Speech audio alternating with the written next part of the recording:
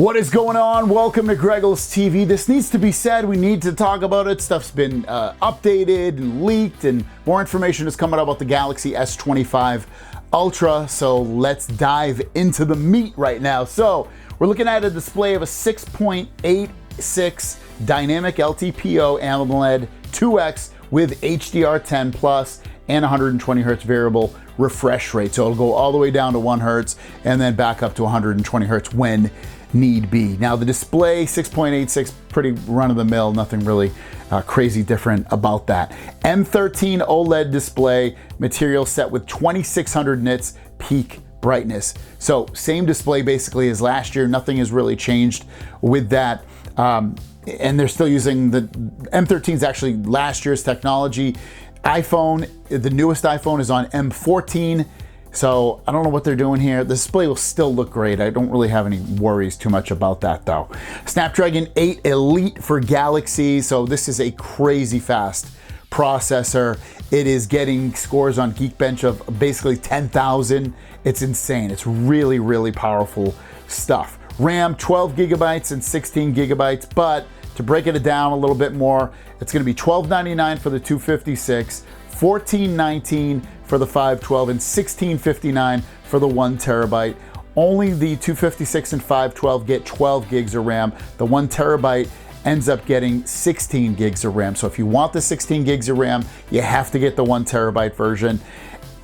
And most likely, the way Samsung does stuff is the one that's going to be the free upgrade on the storage is going to be the 512, and you're still stuck with 512 gigs of storage and 12 gigs of RAM. And if you want, double the storage and 4 more gigs of RAM, you're going to have to pay 200 and basically 50 bucks more. It's a lot for very minimal difference, especially if you're only keeping the phone for a couple of years.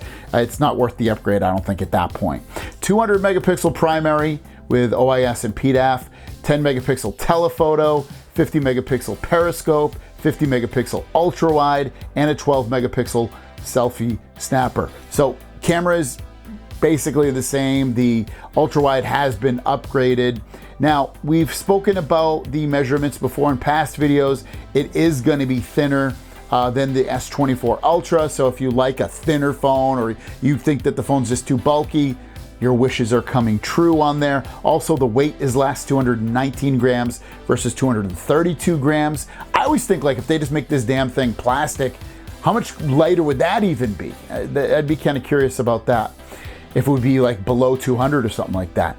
5,000 milliamp battery, which we've heard before and it hasn't changed. It's been 5,000 milliamps for like a decade. That's a joke, but it feels like a decade. It's been, I think, what, 5 years or something ridiculous that it's been like that. Charging is 45 watt wired and 15 watt wireless. There have been rumors that potentially it might be 25 watt wireless. I'm not hearing that anymore, so I'm gonna stick with that. It's gonna be 15 watt wireless. Satellite connectivity for emergencies. This isn't written in stone, but it should be. It's in Android 15, and it's something Samsung, I know, wants, and Google has it in their phones, and so does Apple. It makes sense that Samsung will be adding it to theirs as well, meaning that when you're in an emergency, you can text your family and friends and emergency services via satellite.